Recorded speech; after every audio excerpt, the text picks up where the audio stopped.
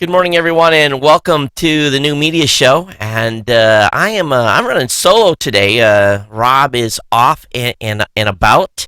I think he's driving from L.A. to Seattle. I think that's what he's got going on today. So just wanted to do a show this morning. When Rob and I talked about it last week, we knew that PowerPress 6.0 was going to be released this week. And in the nick of time, Angelo put the midnight hours in, and PowerPress 6 is out and available. But I want to welcome Angelo Mandato, the CIO of Raw Voice, to the new media show. Good morning, Angelo. And I know you're doing a little Christmas cheer this morning, running around helping Brian move, and you're actually doing this with your cell phone. That's a pretty good picture for a cell phone, all things considered.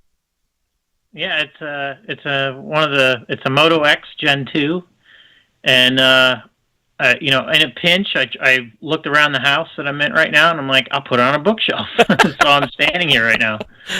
So that's thanks for joining us this morning, and we'll get into the PowerPress discussion here in just a minute. But I want to remind everyone that we're working with the new Media Expo.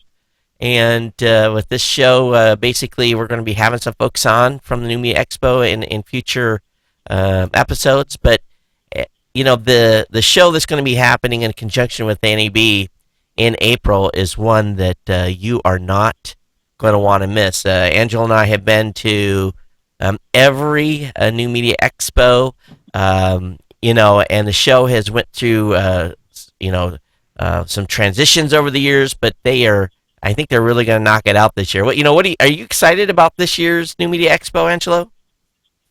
Oh yeah, mainly because it's part of NAB. And if we go back, the first one was in 2005. This makes it the 11th? I think so. No, maybe it might be the 10th as well. 10th or 11th, yeah. So yeah, I mean that's a great that's a great thing to get past that 10 mark, because it kind of shows how stable the industry is now. And it's going to, and not only that, being invited to Rick and his team, and invited to be co-located with NAB and all that traffic and all that stuff to see. It's 4-day show. It's going to be a great event. Lots of great sessions on podcasting. You're going to get to meet podcasters that you know and you talk to on Facebook and Google and every other place that podcasters hang out with. So it's kind of a big family reunion as well. And I'm just absolutely jazzed about going to the event, and look forward to seeing all of you as listeners. Rob and I are going to be doing I think a super session with this show.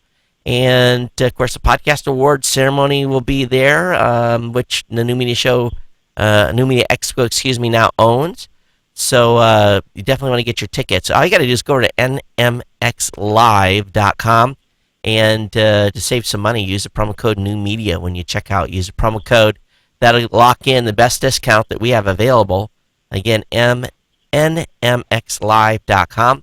This show is also starting to be embedded over on their website. So if you're watching over there, you can come back over here to our site and check out all the hosts all the folks we've talked to over the years at newmediashow.com. But again, to register for New Media Expo, so we don't get those confused, nmxlive.com is the place to go.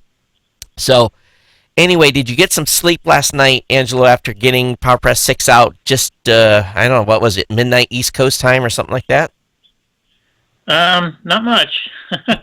and yesterday was an interesting balance between writing skills and parenting, because 5 o'clock came around, and I just got done working on the latest version of the README for the plugin, and I didn't want to release it and then go pick up the kids, so I had to first pick up the kids, and then do the regular dad parenting thing, and then when the kids got to bed, then bam, I released PowerPress.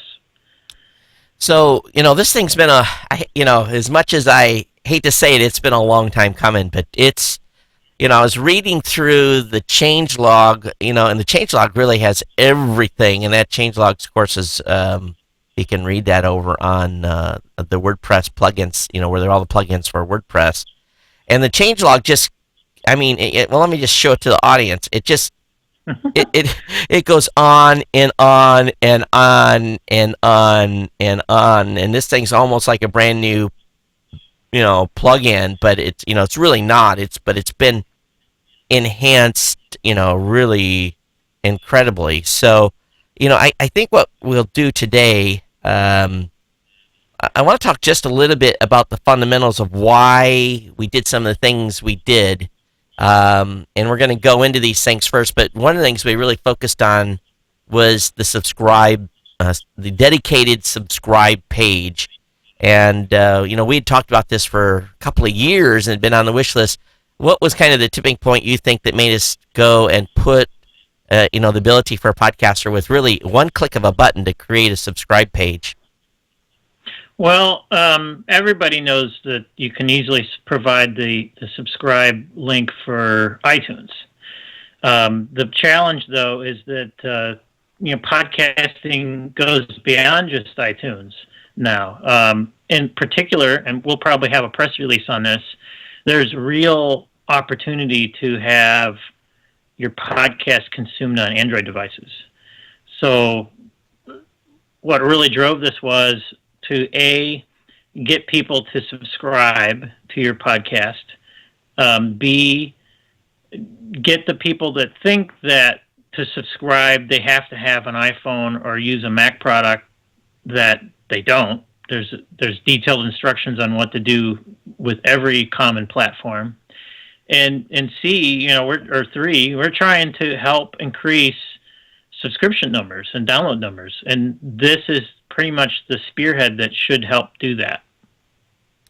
And I had put something on Facebook earlier today that 10 on any given day, at most 10% of the worldwide listening audience to podcast are only Android users. The rest are subdivided into web browsers, iOS devices, and then 100 plus other devices that get a few percentage points or decimal points of a listener share. And really, the Android community as a whole is not listening.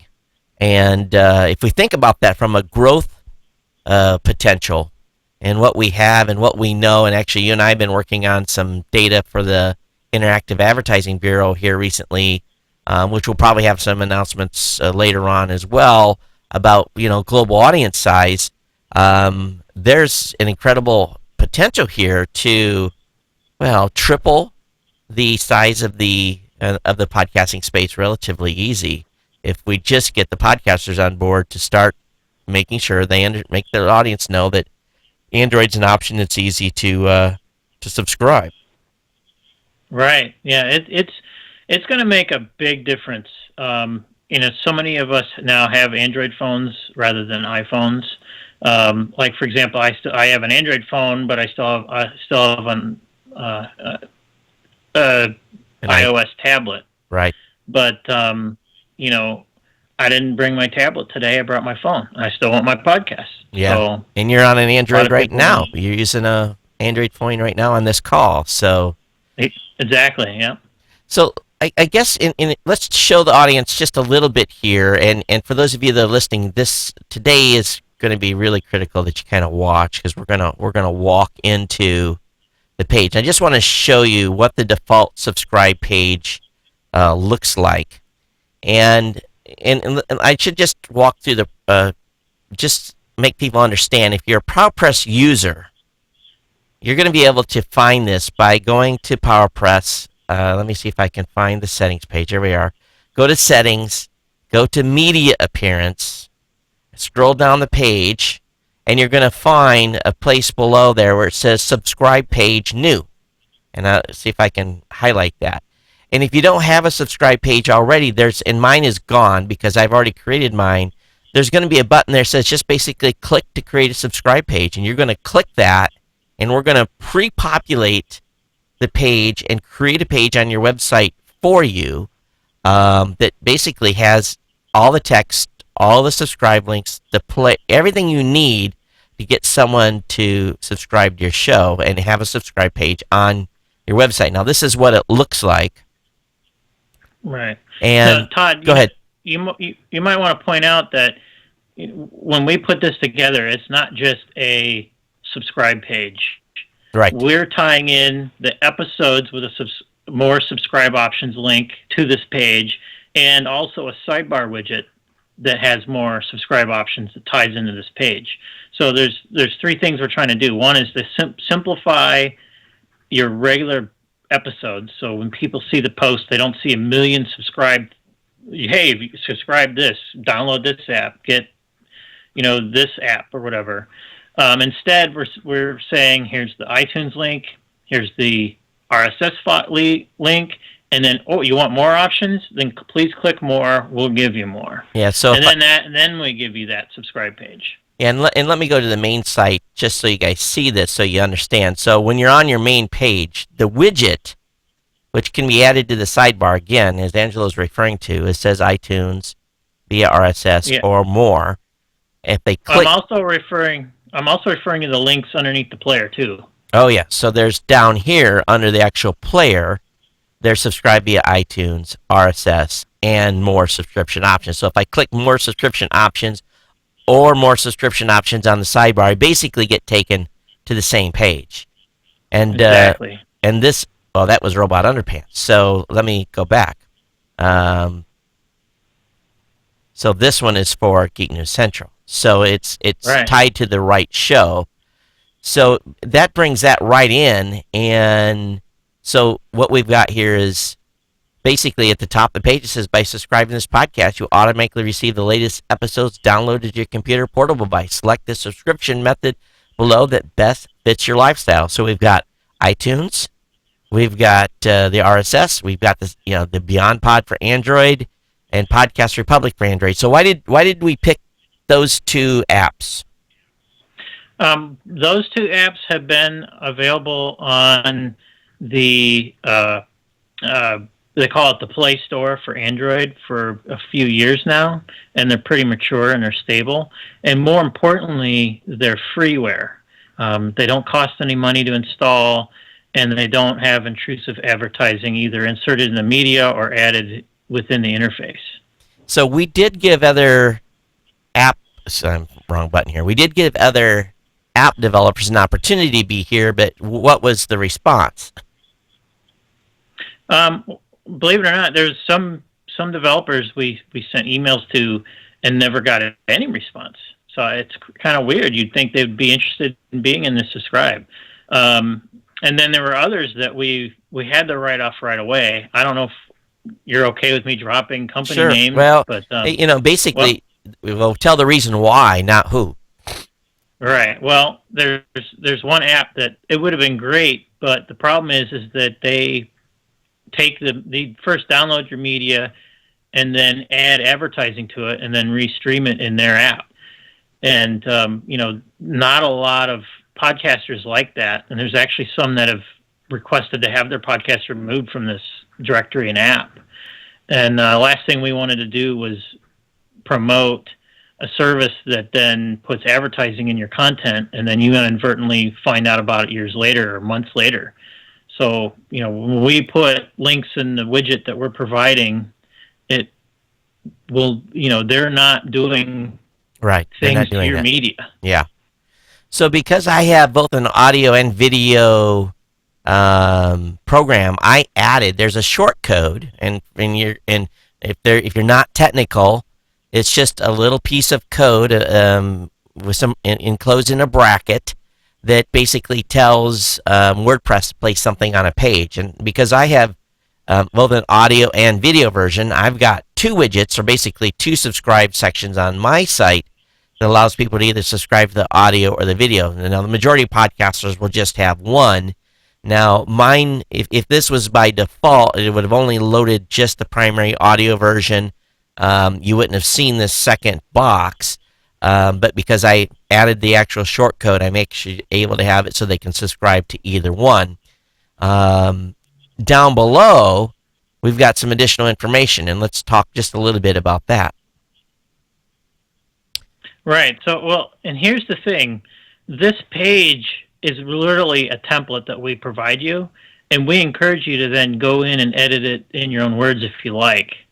And actually, going back to that example where we talked about that service that that R- adds advertising into the content. right. If you specifically still like to promote that service, edit that page, the subscribe page, and put in their short codes or their subscribe widgets. So you can edit all that content and add instructions to it as you need. But if you scroll down near the bottom, we had our copywriter go through and write the instructions for how to subscribe with the Mac or PC, the iPhone, iPads, and iPods, and then also Android and Amazon Fire devices. So basically, giving them all the information that really they need, and we basically, again, we've used a professional copywriter to go through and put this language in the most simplest terms, so people can basically get subscribed. Now, I've added some things to the bottom of the page. It doesn't come in the normal template. And matter of fact, there's a little bit of a bug, and you haven't seen that, Angelo, but we've got something else that's pretty cool. There's supposed to be one image in the middle of the page. It may be something to do with my template, so it might be something with me, but we basically got the ability now to bring in the actual talk about this iTunes generated logo or Right. Well, we worked with Apple on getting the correct links for the iTunes one to click subscribe. Specifically, they wanted some query string parameters included with the link to the iTunes subscribe page. And in the process of doing that, we also talked to them, and they said, "Hey, we're working on this banner. Which here's the code."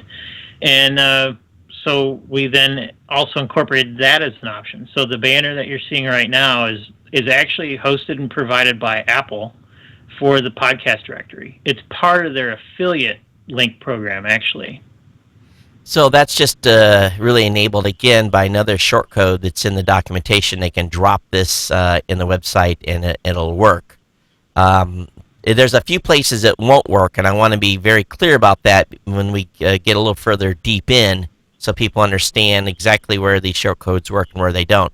And another thing I added to the bottom of the page is our new playlist player, and this also has some restrictions on where it actually has to reside. So, WordPress came out with this a playlist player, a couple minor reversions ago, but you had to host all the media on your website. It was really nothing you could do to make it easy to make a playlist through basically what you do with your podcast. But we made it so it actually populates with data from your podcast feed. Am I correct on saying that? It uses what's on in your database of your WordPress site. So it's populating based on your syndication on WordPress. It's not pulling directly from your podcast feed, but it should be an exact copy of your podcast feed. Yeah. So it's created the same way that your podcast feed is created in PowerPress. So when I set that up, I basically set up so that it shows only the last 10 episodes. Again, I could have a short code for the video, audio, different channels, if you're category casting, all those ways to display a specific playlist. So this is something people can put on their website as well as a way to kind of maybe boost that on-page click and say, yeah, hey, here's a whole bunch of episodes. Oh, wow, here's a title. Here's something. Wow, and November 18th, he talked about Murphy's Law. Let's listen to that program. So anyway, that is kind of what you've done there from a playlist standpoint. But this is by far not everything. But these are two of the really great art features that I like that you've added. So let me go over to the PowerPress podcast webpage, and let me back up before we get, because I brought something up that we should talk about. Where can you use, okay, for example, this widget down here, not a widget, this short code for iTunes. Right. I tried placing that actually in a widget, a text box widget. That won't work, will it? Right. WordPress shortcodes work specifically in posts and pages. If you want them to work, in a sidebar, you need to make sure that it calls the do shortcode function. So you can add it to your theme's template, but you can't natively add it using the widgets feature. Because I could see where that iTunes box would be cool to have maybe in a sidebar. So it is possible to put it in the sidebar, but it's going to take a little bit of manipulation with your theme to do that. Right, but more importantly, unfortunately, the iTunes widget has a specific width set, so it's not responsive. So if your Oh, sidebar is 200 pixels wide or it's 500, it's always going to be that 380 pixels wide. oh. So And yeah, so that's the challenge with that. if you have a fixed page design, which most people don't anymore, most people have a responsive design website. Right. And if you guys are like, what the heck is he talking about? Basically, no matter what size the screen resolution is, the site kind of adjusts for the resolution that you have on your screen. And Right, and you definitely want that kind of website for podcasting because you don't know what screen size that someone has when they come visit your website. right, So if your site is responsive, it adjusts for it. And typically, a responsive site will have what they call a hamburger. It's basically a menu with three horizontal lines, and that's what you click to then navigate. It's becoming pretty much a standard. So, which actually, that's a good lead into more about the subscribe page and why it looks the way it does. okay, go ahead. So, if you saw the buttons, they have a specific height to them, Yeah, and they're square. That is on purpose. It's not because we're trying for some new design aspect or something. Those are touchable with your finger on certain devices. The iOS requires, I think, the height to be 44 for a button, and Android devices, if Google recommends that these buttons have a height of 48 pixels. So we decided to shoot for that higher, you can always be bigger rather than smaller kind of attitude. So we right. made our buttons 48 pixels high. Another thing too is those graphics that you see on the left of in each icon or each button. Yep. Those images are using special CSS and loading a high res version when the device is a high resolution screen, such as the iOS Retina screens. So basically, it doesn't. I've seen sometimes you load something up in a Retina screen and it looks blurry. So these, basically, for a better word, the graphics within the actual buttons themselves won't get fuzzy in the Right. in a Retina screen. Exactly. Yeah. Okay. All right, I follow you there. So one thing that I know is going to come up as a question, and some people are going to want to change the colors of these subscribe to podcast buttons. Are you made it available so they can change the colors of those? Yes, they can be styled with CSS. Um, Later on, we'll see how popular these get.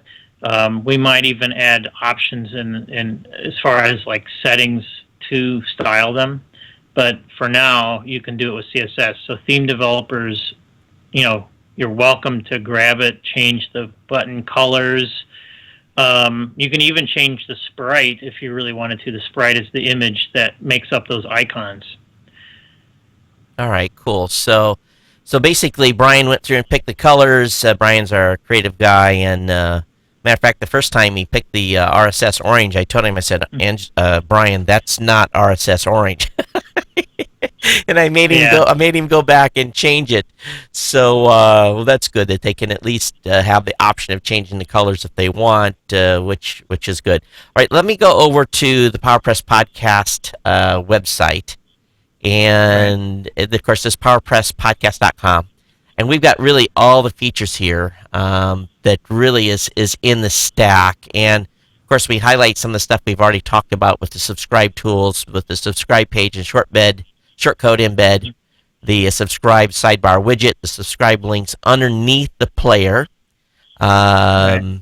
And one thing you and I will just admit, even on my theme, I was using I use a Genesis theme with a basically I take the Genesis theme and I have a modified version of the Genesis theme on my website, and the spacing on mine was um, between the play button and the subscribe was too wide, and I actually went in and you helped me with CSS to actually narrow the gap in between that. Now, so people are gonna have to look at their websites and see, it's basically dealing with line spacing. And if the line spacing's too great, you may have a little bigger separation than what you want there, but that can be tightened up by basically putting in some stuff in CSS to override the default theme settings and squeeze that down. I'm almost positive we're probably going to get some support tickets on that. But if you're using the Genesis theme and you're having that problem, email me at Todd at newmediashow.com, and I'll be happy to provide you the CSS code I use to override the default theme on the Genesis theme. So we've got that kind of talked about. We've talked about the official iTunes subscribe banner. Let's talk next about SEO. This we could probably spend an hour on. Yeah. And I know that Daniel Lewis has done an SEO episode recently. I think he's actually got that up as a premium version now. But let's talk about the podcasting SEO settings that's new in PowerPress. Right, and maybe I should disclose that this is not web SEO. This is specifically for the podcasting. So, for example, if you're using Yost's WordPress SEO plugin, you still need to continue using it for your website SEO. If you're even using his premium video SEO plugin, he's doing SEO for the video as far as getting it discovered on YouTube and stuff. Right. What we're providing bridges that gap and helps you then get discovered still with Google and other search engines, but also on iTunes. So maybe I should start from the bottom up. Sure. So at the bottom there, actually the second one and the third one up, it's those audio and video. Yep. Audio objects, video objects. Right. That helps with your search engine SEO in that when Google sees those meta tags, they know, hey, when we're doing a search and someone's looking for audio or video, we can show this meta information in addition to the information that's just on the page. Then now I guess we can kind of go. Well, I'll let you steer where you want me to. Well, then let's talk off the bottom. There's just a set all that says iTunes SEO guidance, and it says enable and highlight features that help with iTunes SEO. So what does that just do by default if they don't do anything else? Right. If they select that, if a podcaster selects that option, and then obviously click save, and then they go in to edit a new blog post. Yep. When they go to the media episode field, there'll be additional fields, specifically the iTunes subtitle and the iTunes author fields, and you'll be given tips on what to enter in those fields. For just a quick explanation, as far as your search on iTunes, only the title, the blog post title, and the author fields are being indexed with Google's or iTunes search. So a good tip that we give when we do consults with our clients is to modify the iTunes author field for every episode. So Todd, when you interview someone like me, you would put in your name and my name. That way, if someone searches iTunes for my name, they'll stumble upon your episode that talks about that has me on as a guest. So just to be clear here, and I don't think everyone knows this, the iTunes title and the author field are the only things that are indexed in the iTunes directory. Right, and I should clarify, it's not just the iTunes title, it's the blog post episode title. All right. And so if you go back to that screen, I'll also point out Sure. that one of the other things that we include here is another field where you can override what your blog post title is to what appears as your title in the actual iTunes. So in other words, you can have a title that appears on your web pages and a separate title that appears in your feed. And what appears in your feed is what actually appears in iTunes. And and that's quite powerful. yeah, and it's actually powerful for two reasons. Number one, you're getting the beauty of being found by Google by your normal blog title, and number two, you're optimizing how the title is actually listed in iTunes, so you can be found in iTunes, and still at the same time maintain basically information that you have in your post. So I think it's pretty awesome. So right now I have mine Well, set to go ahead. I was going to say that's now the best segue to the top option. Right. But yeah, explain. So basically, on mine, and what I was finding is in using this is I set it up so specify custom episode titles for podcast feed. I turn that on, and then as a sub option, I used feed episode title replaces post title. So that was default. So and there's different ways you can do that. You can go feed episode title prefixes post title, feed episode title. Go ahead. Select those options. You'll see the example below change so you can see what it looks like. Oh, so down below, yeah. So in this little area right here, it says, and I'm sure the audience can't see this real good. Just go into update and look. But okay, so the first selection says custom episode title dash show title. Number two is custom episode title, blog post title, show title, and finally feed episode is blog post title, custom episode title, and show title. So you can have all of the above, or you can have a sub combination. Right, and if you uncheck that one option, include the title, then it's just a two combination. So really, there's technically 9 combinations. Yeah, I see what you've done there. Yeah. So sorry, it's complicated, but there's an advantage to this. So we know when someone searches iTunes, there's 2 results that come up. The first result is the episodes. Now, if your title of your show is cooking, the cooking show, but each episode is like, today we're making spaghetti, for example, and someone searches the cooking show, they're not going to see those episodes when in the episode search results. So a smart thing to do is not only include the episode title, but then also append the program title. So then when someone searches for the cooking show, they're going to find, today we're making spaghetti, and then like a dash, and then it says the cooking show. So right. As far as your program search is concerned, you're good. You're always good. But this is really helping you get discovered when people see that first set of results that come in iTunes with the episodes.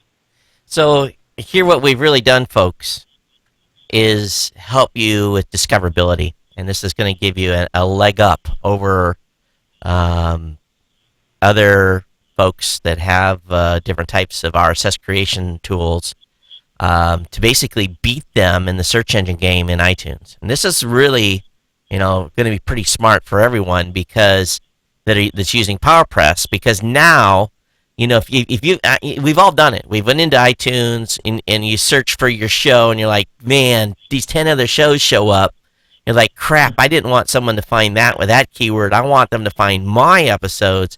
This is going to help you in that battle, especially if the shows that you're competing against don't have this type of optimization in their RSS feed. And at the same time, you don't have to clutter up what's in your blog post title for Google. So you've really optimized for Google by doing a normal blog post title, and you're optimizing for iTunes and potentially the other directories as well, because whoever syndicates this, that data is going to be syndicated into their sites like at blueberry.com and some of the other podcast directories. So it's really going to help you across the board. And I think from my perspective, the SEO stuff is just as exciting as anything else. But I will say the most exciting brand new big feature, and there's a lot more stuff, is the migrate media. Right. And we did this for a little bit of a selfish reason. We were spending a lot of time helping podcasters migrate. They said, "Oh my God, I'm on X and X hosting. I've got my web hosting account with X company, and they're going to shut me down because I've used too much bandwidth, and I need to move." And so yeah, we can migrate the media for you, but then you need to go in and update all the episodes and put the new links in. Well, that is painful, and Well, I I should say that we built a tool many years ago, a find and replace tool, yeah, that made migration really easily. But the problem is that it's for a guy like me that knows right, how to program right. and write regular expressions and stuff like that. And you can So, totally screw up your whole site by putting the wrong expressions in, and then it just ends up in this long cleanup mess. So what we basically have done, and no one has this. This. I mean, you've spent a lot of time on this. This thing is incredible. Let me just show you guys this new migration tool. So I had a bunch of media all over the place. I had some videos on a backup server. I had some audio here. Before we started hosting the hosting service with Blueberry, I had stuff. I mean, literally everywhere. And I said, "This is stupid. This is dumb. Let's get it all moved." And there's some stuff we have in a specific location on purpose, but so what I did, and I just want to show you guys how simple this is and how it works. And once you see it, you're gonna be blown away. So you have to have a hosting account with Blueberry. Number one, this works with our service. So which Todd, you go can ahead. also show the link above in case you don't have our service. Oh yeah, so it says don't Uh, have a Blueberry hosting account. So what we do is, okay, I'm waiting here, is we show them how easy it is to host with Blueberry. You write your post, you upload, you drag and drop right in your browser, and you hit publish. So post, upload, publish. Uploading media, it's easy as pie, and we've got ability for someone to go ahead and sign up for hosting with us right there. Once they get that set up, they come back here, and if they want to migrate, no matter where their media is, you go select media to migrate. And because my site has like 5,000 different things, it takes a few seconds. So, yeah. number one, I found 21 file MP3s, 11 M4As, 1,149 MP4s, 408 M4Vs, and some other media. So I found 2,023 total files. Now, I've already initiated this, so it's probably going to laugh at me here, but let's deselect the video files. The video files are a different location for a reason, and I select just the MP3 files for migration. I click Request Migration. Okay, and waiting. So Yeah, you're a special case because you have a few yeah, thousand yeah. episodes, So and so now it says 20 media files were added to the migration queue. One media added. So basically, one media file as well. So right now, we've just sent a signal over to Blueberry. It says, "Move these." And we basically kick off a queue, and it starts moving them. Now, this doesn't happen in 15 seconds, okay? we're move, yeah, it takes time. we're moving the media. So you can start this and, go have dinner, go to work, come back in the next morning or the afternoon, and it basically will give you a status on how many files have been moved right here. 1,113 files have been migrated. That's what we moved on the first test. 30 files have failed, and basically, and we'll talk about what that really means. And 1,536 files were skipped, and we skipped those on purpose. I can hit Yeah, refresh, and it'll refresh that update. It'll tell me how many have moved. Another thing we can also do is we can get a list of the requested media that has been done. So let me actually just load that.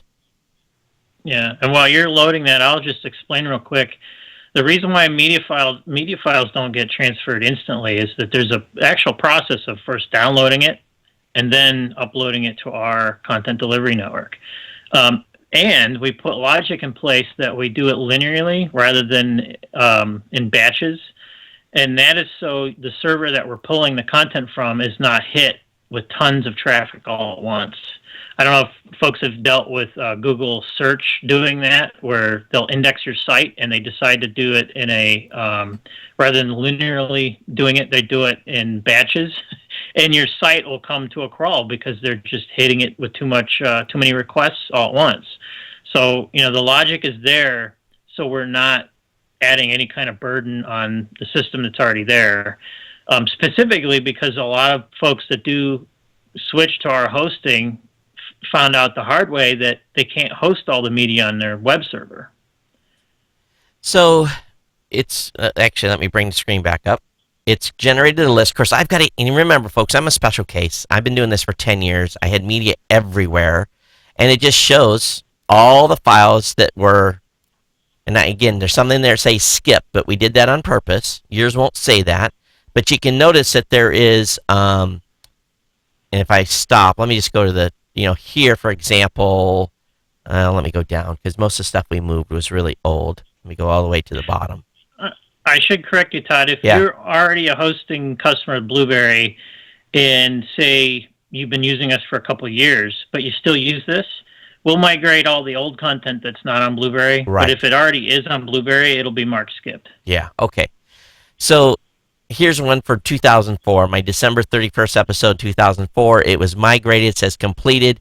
And up here it says yes. And basically, I have to go back to the top of the page. And that yes means episode was updated. So, right. But that was a step that I took after the migration was complete. So if I go back to the main migration page and show that to you guys, once the migration happens, once the files are moved, all you do is you click update your episodes.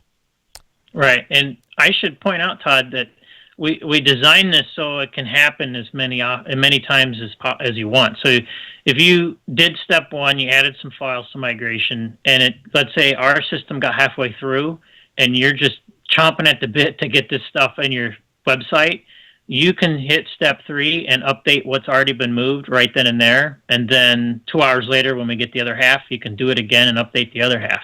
Right. So I moved 1,099 episodes, and basically it was like 12 hours or something to move all those files.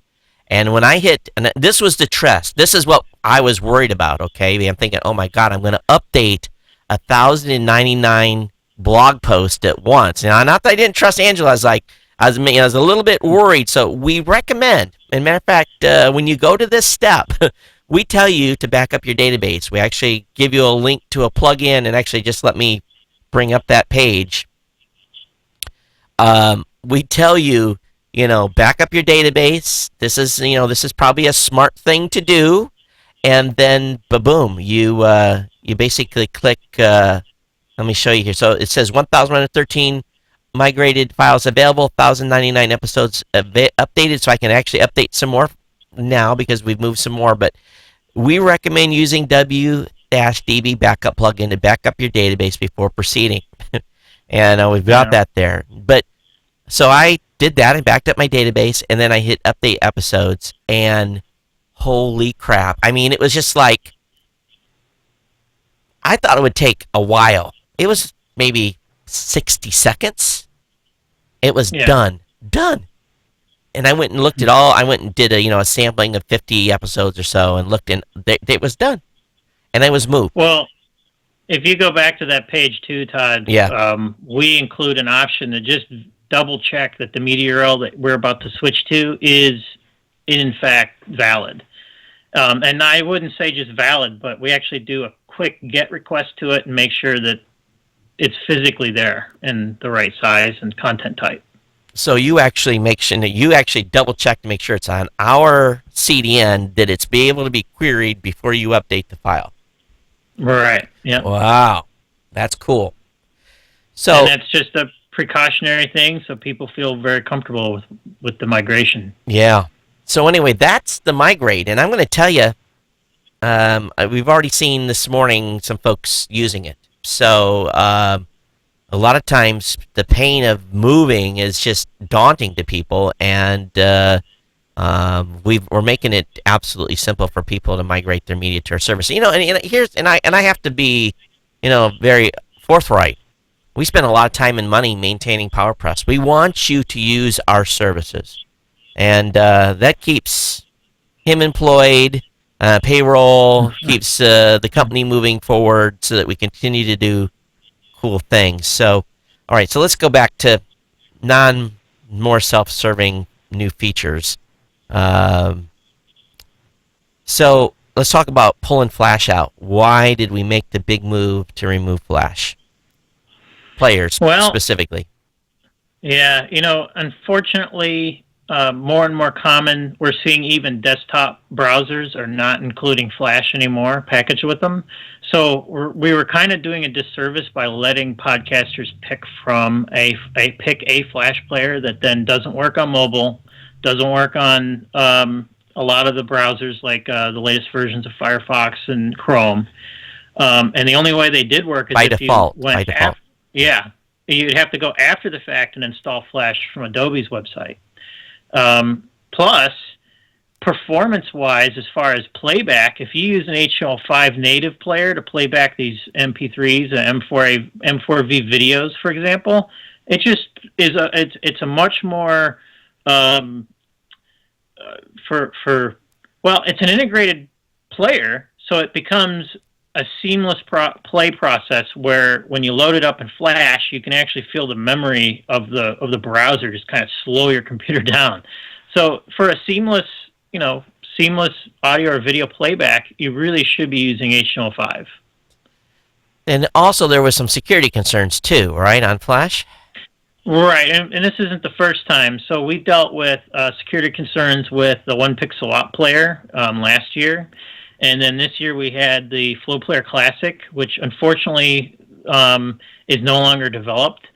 The new Flow Player is much different. It's a commercial product rather than GPL open source, so we can't include it with PowerPress. And all the other Flash players that we have, the developers have pretty much abandoned them. So we made a tough decision to just remove them completely. We thought about putting them in a separate plugin and to kind of discourage their use, but I know some people might get upset, but in the long term, we're technically doing you a favor by removing those options. The only one that we kept is the One Pixel Out because it is so popular. But I got some thoughts on that maybe in the spring we'll have a better solution than just Flash for that. So, and if you're using that One Pixel Out, stop. Load your site in your web phone, or I mean in your Android or in a iOS device or BlackBerry or whatever you're using, Windows Phone. Right. People even use Blackberries anymore. And actually look at look at your screen and look at your website and that in those. It's not a good experience. It doesn't work. No. Well, we added code in PowerPress. We did to deal with that with an HTML5. But a better example is get a clean install of Firefox without Flash. It's the same deal. All you see is a big box right there because it doesn't gracefully degrade to an image with a button you can click, even though it's supposed to. Yeah, probably the folks using the Flash players didn't even know what we were doing in the browser. We know when you loaded a browser in our website with a Flash player on it, we were actually substituting an HTML5 player for you. We actually swapped it out. You may not even knew that, but there was code in there to say, okay, we know this isn't going to work. Let's put a player in there that the person that's loading your web page can actually click play on. So I'm sure most people didn't even know we did that. Yeah, and we were doing that to protect you, and we were doing that for 3 years now. Yeah. And actually, this is a good thing, yanking out the Flash, and when we finally make the decision to pull out the One Pixel Out as well, and we become a HTML5 only player options in PowerPress, we will be able to remove that extra mobile player that we add now for when you use the One Pixel Out with just a native player or the Media Element JS player, for example. We also know it'll make a lot of people happy.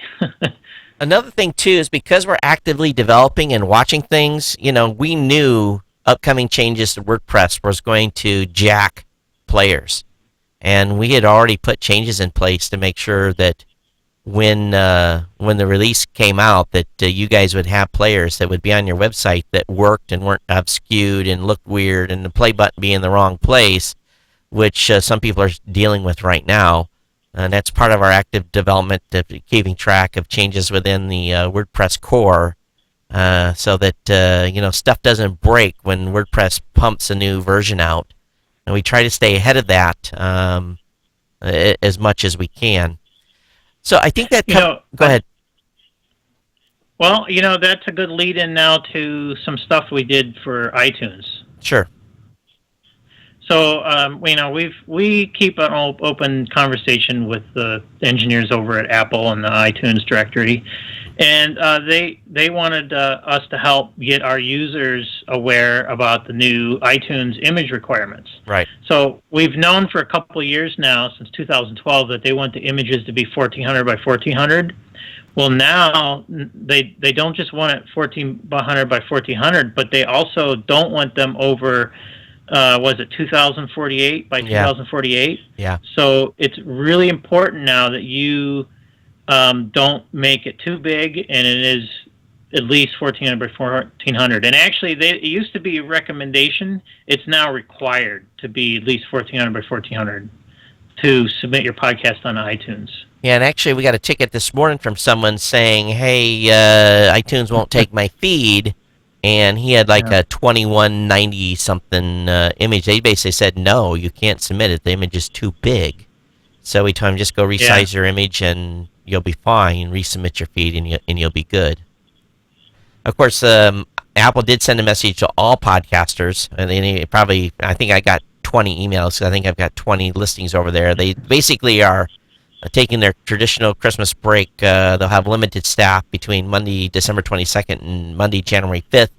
And new podcast submissions to iTunes Podcast Directory will require some additional time for reviewing and processing.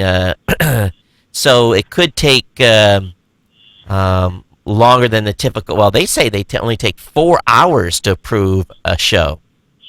No. You're reading two different. New episodes during. That. Oh, okay. New episodes. Yeah. New episodes during this time may also require additional time, possibly longer than a typical 4 hours to appear. This is a misnomer. I keep telling people that they only touch your feed once a day. No. It's generally a 4 hour window is pretty standard, unless they're having problems with what they've had in the past. And actually during this, their Christmas break. It's kind of made me wonder, are they doing some of this manually? or do they always make sure when they're pulling things that they have engineers to watch in real time? It is kind of curious, isn't it? It made me wonder why that frequency would change. Yeah, it's not like you're turning servers off. The servers are still doing their job, but I wonder if I wonder if they're screening. And I wonder if they have people screening, which I would find to be incredible if they were, but who knows? Well, anyway, Go ahead. Actually, you know what? Yeah, I bet I know what's happening. They probably do an initial screening, and if they see a copyrighted word, for example, in a title, it might take more than 4 hours before it gets approved, and that might be the situation. Oh, that's interesting. Also, in this edition, for those of you that are in Brazil, we want to thank Leo for working on the Portuguese translation. He had a monumental. We sent out 3 betas this time, and we added all this stuff. So the majority of PowerPress has now got Portuguese as a native language availability. We're really excited about that. We know there's a huge podcasting community down in Brazil. I think we're the first podcast plugin to have Portuguese translation in it. But there's a whole bunch of other bug fixes and anything, Angelo, you can think of that you want to talk about. But the beta testers really came through. Yeah. Yeah, and actually, if you're a theme developer, or even not, we made improvements with the audio and video player too, which kind of coincides with why our player is not having these problems that other folks might be with WordPress 4.1 update. You can now set the width of the Media Element JS audio player, and it now fits full width in our play new window option and also for the embeds. So if you're providing an embed that people can take with them, it's going to use the one pixel out player, audio player, and fit whatever width the person takes the embed and puts it in as far as the page is concerned.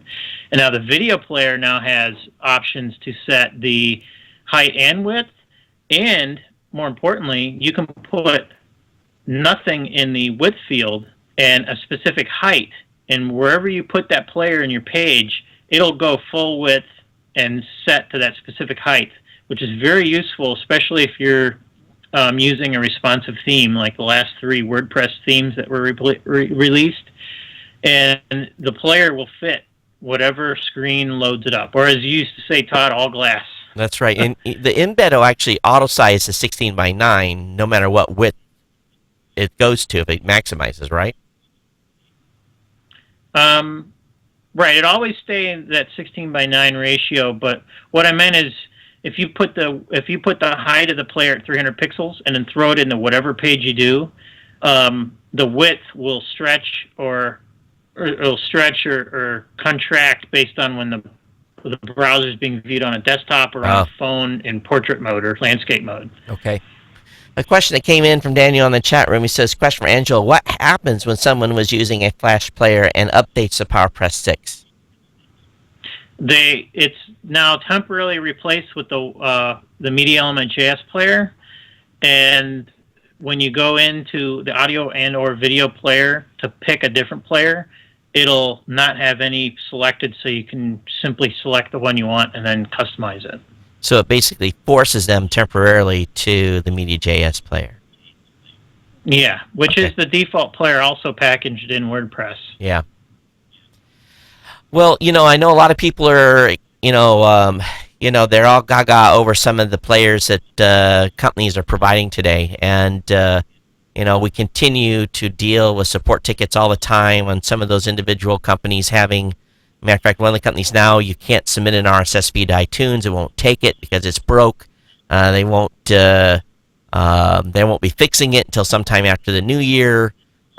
We don't operate like that. If there's an issue, that something comes up and there's a problem, knock on wood, we haven't run into that type of an issue before. We're very responsive, and it's a priority for us. It's not a afterthought. It's not a hobby or a beta.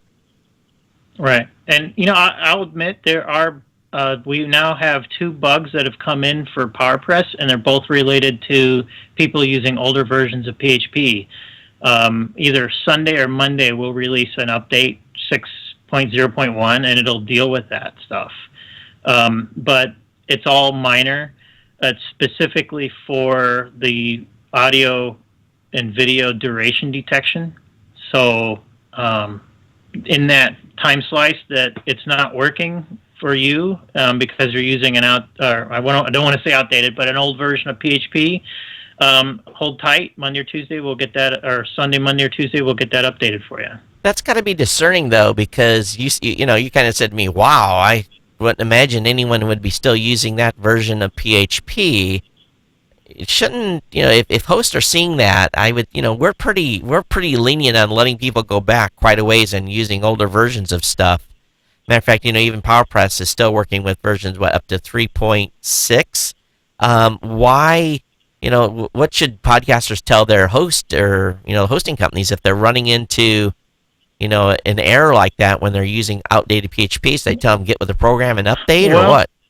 Well, WordPress themselves haven't bumped the version up for almost 2 years now. So technically we need to be able to support our plugins at least 5.2 and up. Okay. And it's really my fault. I wanted to make sure we supported the latest OGG audio formats detection. So I grabbed the latest versions and updated that. And all the testing that we've done, we use various servers to test on.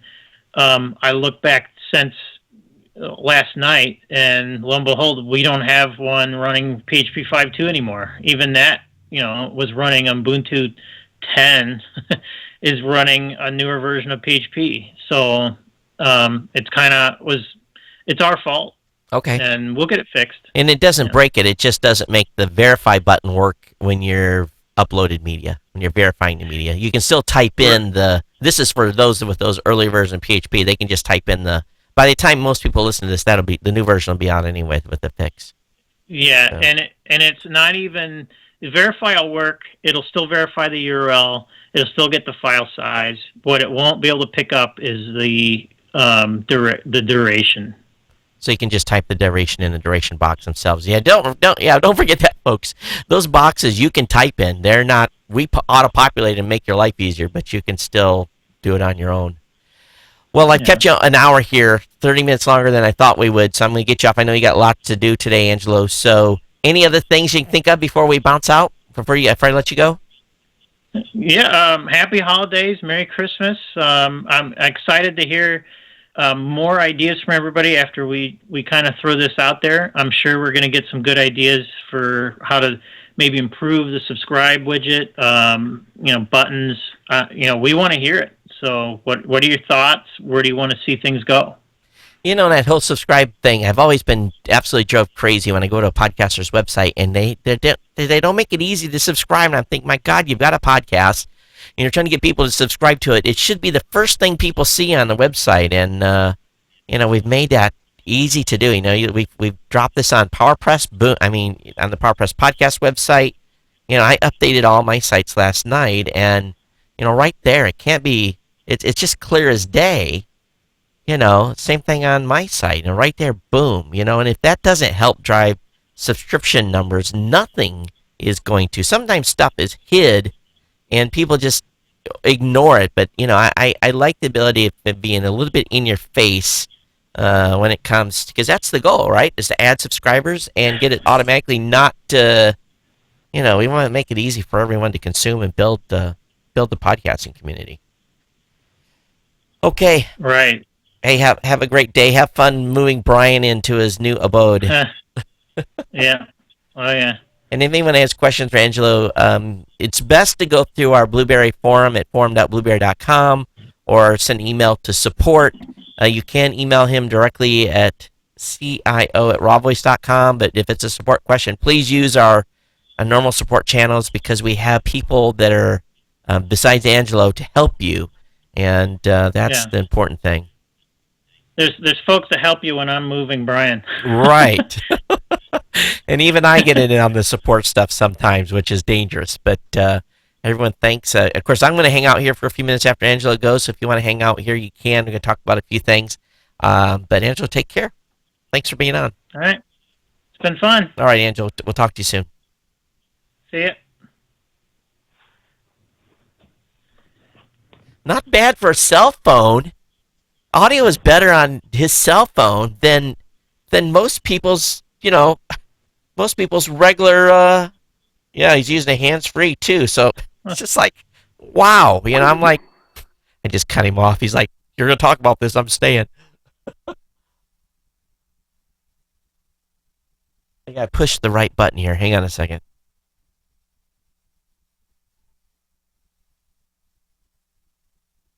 There we go.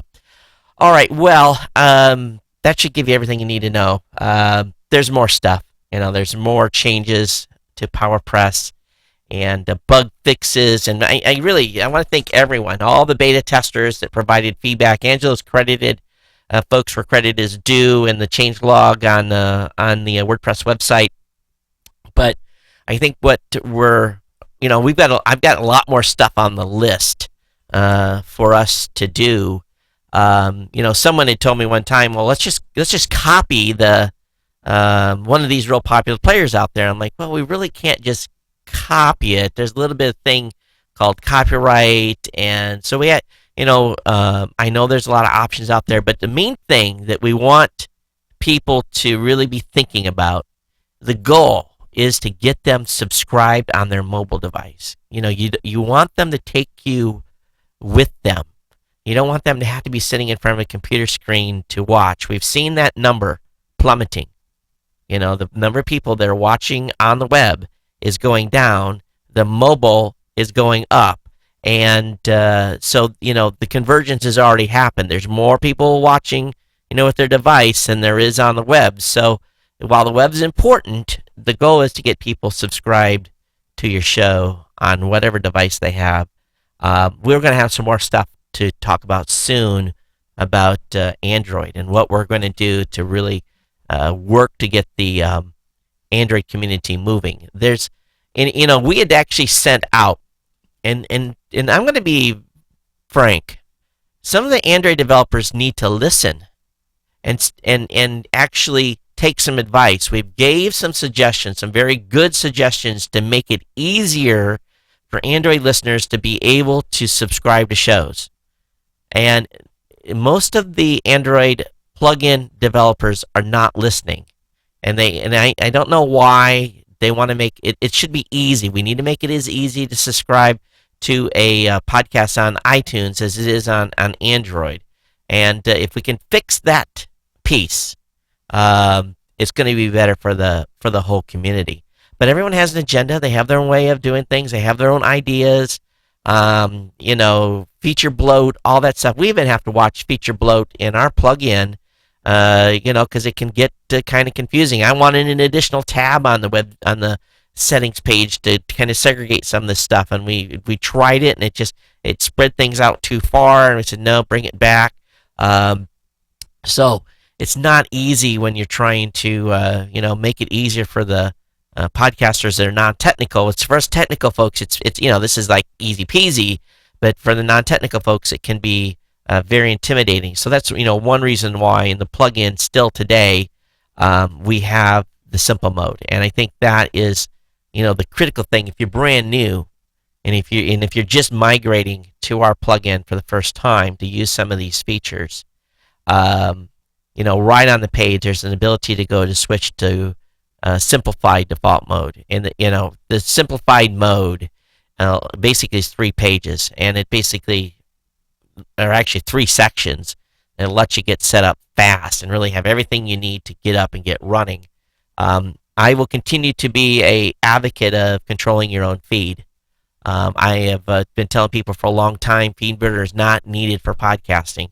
And I run probably one of the most complex podcasting sites. I really put our plugin to the test, and many of the changes we make is derived from some of the things I do, running multi-site, running multiple shows, multiple channels, some stuff in categories, feeding into different devices.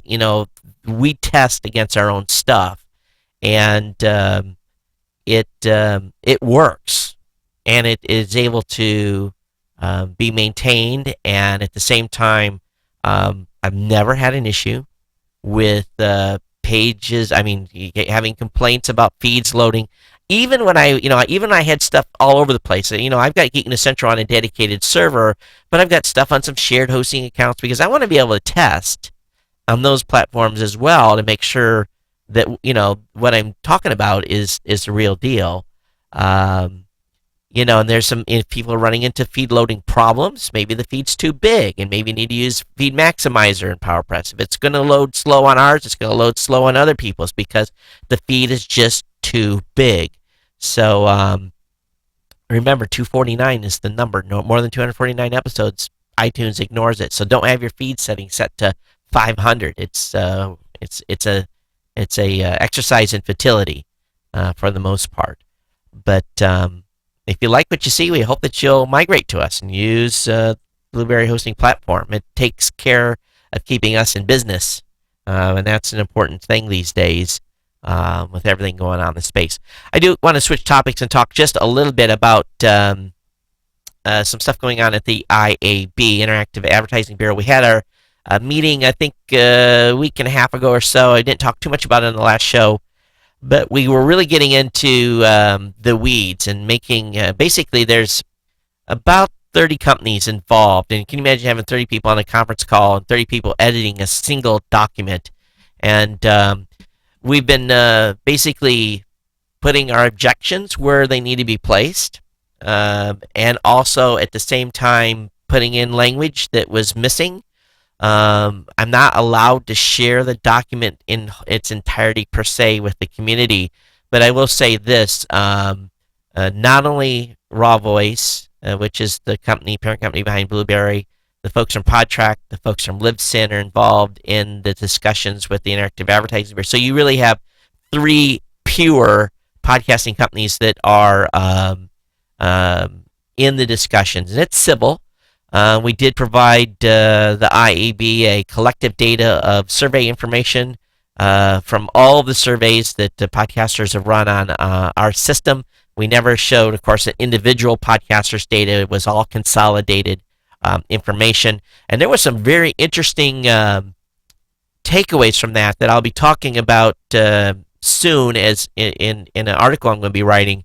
But from category to category, there are different listening habits of listeners. And we were amazed at I guess for a better word, the shift depending on what type of a community is and how they're listening, where they're listening, when, age groups, and all this stuff. So there is not a one size fits all podcast listener. I will tell you that very dramatically. But there is kind of a trend from a category by category standpoint. And what we use is the iTunes categories. We looked at tech, we looked at education, we looked at at basically the top level stuff down. And I was, actually I called Angelo. I said, are these right? I said, what it was, we went over sample sizes to make sure we had enough samples. And we took data that was only a year, up to a year old. We didn't take any, we had millions of survey responses that were over a year old. So if you haven't run an audience survey recently, please run one. If you're running SurveyMonkey, use ours, use something from someone else. It's good to do one every year. But we all submitted this data to IAB. They're going to be integrating that with other survey data from other providers, and then some case studies. But what the battle lines have been drawn is there is certain parties in the podcasting space that are not happy with certain methodology of counting. And I'm going to be very frank, and I've said this many times, and I'll say this as an individual. I've always said I don't care what the number is as long as I know what the number is. We're dealing with a digital media space. Digital.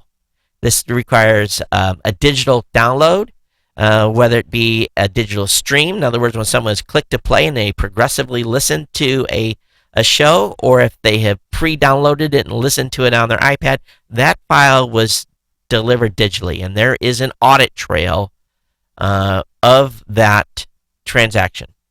And with that transaction is a unique IP number, and we can see on that unique IP if that unique IP has come back and hit that same specific, let's say, episode multiple times. Our millions, tens of millions, actually close to hundreds of millions of impressions that we measure every month, we know across the board when I hit play on an episode from my computer here at home or on my tablet, there is a very, very, very rare that they come back twice. And even more rare when they come back 3 times. So the analytics from a pure just trying to get a base number is not complicated at all. The problem arises when you have companies that are saying, well, he pressed play, he stopped, he pressed play again, he stopped. And some of us do that, get in and get out of our cars. But technically, he's still listening to the same episode.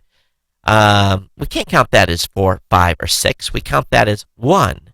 And as one listen, it's one listen of an episode. And there's a little bit of discussion going on that it's basically over some of this technology. And while we're not going to be defining a measurement standard in the first document, there are going to be some terms that will probably come out that all of us are very familiar with. But I will just say it's not doing the podcasting community any good to have any type of inflated numbers. It's not at all good. And I've been a proponent of accuracy and measurement for a long, long time. I can speak for my company that we're very dedicated to that, and I know that at least two of our competitors are as well. And matter of fact, some of our competitors actually use our data in their reporting, which is kind of interesting.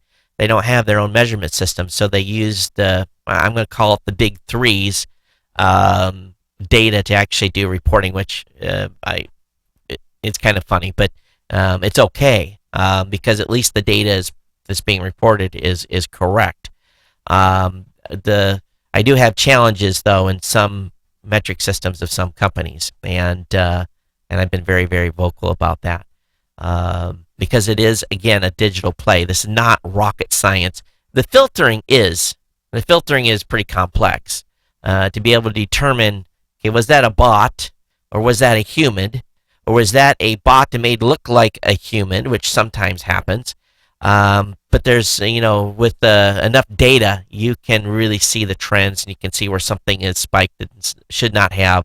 Matter of fact, in January, we have to make a little bit of a logarithm change because we've seen a change in a couple of systems that are skewing a little bit. So there's going to be a little bit of adjustment in January. And it's just one of those things that we have to stay on top. And it's not big, but it's something that we have to stay on top of actively week by week, sometimes day by day. And the folks that aren't doing that aren't.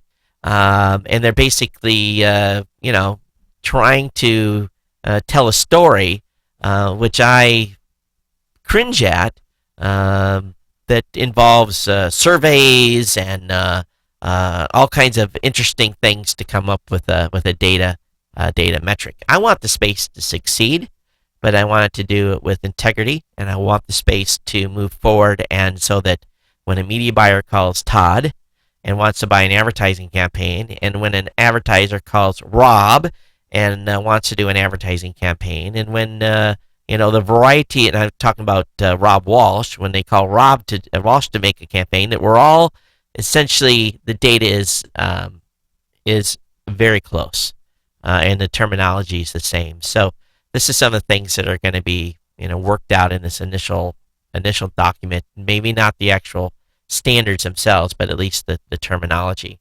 And there's a happy medium, but the happy medium at the expense of over-reporting is not in my playbook, and never will be. And does it slow down the objectives of some companies? Maybe, but we've been in the space 10 years, and I'm not willing to sacrifice what we have built and the trust that we have gained in the podcasting community by changing gears. And I probably said too much at this point, but I'm just going to say this. We are very, very proud of what we've put together from a measurement standpoint, and we stand behind those numbers with the reputation of the company, and certify data for big media companies every month. Matter of fact, some of the biggest media companies, we don't even talk about some of our big media partners because we're not allowed to use our metrics to report their advertising totals to media buyers to send them a bill. And if that's not just satisfaction for us, I think nothing will be. But I'm more worried overall about the individual podcaster that's out there trying to build an audience and understand what they're doing and where their audience is and how they should focus to make it grow. And I hope in 2015 we're going to bring you some new data points that we've been giving to some of our bigger customers. I'm really excited about being able to do that.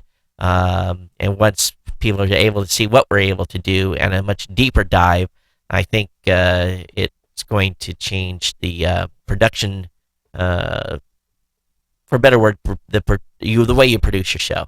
It's going to help you produce your show in a better way. But anyway, that's it. I'm going to get out of here. Todd at newmediashow.com. Rob's not here, but if you want to send him a comment too, Rob at New Media Show. Oh, that was stupid. I've been sitting here talking and didn't have the screen switched over. Todd at newmediashow.com. Rob at newmediashow.com. That was That was insane. That's what a guest is when he's, I mean, a host is when he's just looking at the camera and not looking at the screen. Usually, we're listening. You don't care, right? Oh man, that's why I need someone here to actually switch this thing for me. One man wrecking crew. But Todd at newmediashow.com, Rob at newmediashow.com. And if you have a suggestion for a guest, please let us know. Now, with the holidays upon us, and Merry Christmas to everyone, and of course, we want everyone to have a prosperous New Year, I think we are going to have a show on the 27th. But after that, definitely the 3rd and the 10th, I'm out. I'm to Vegas for the Consumer Electronics Show, and we will not have a show definitely on the 3rd or the 10th. Maybe Rob will do something solo. I don't know. But at this point, I do believe we're still having one on the 27th. But everyone have a Merry Christmas. Hope Santa Claus is good to you all. It's been fun bringing a new media show solo, and I get to, I guess for a better word, get on the podium a little bit here. But I want to thank all of you for being on today, and everyone take care. We'll see you next time. Aloha.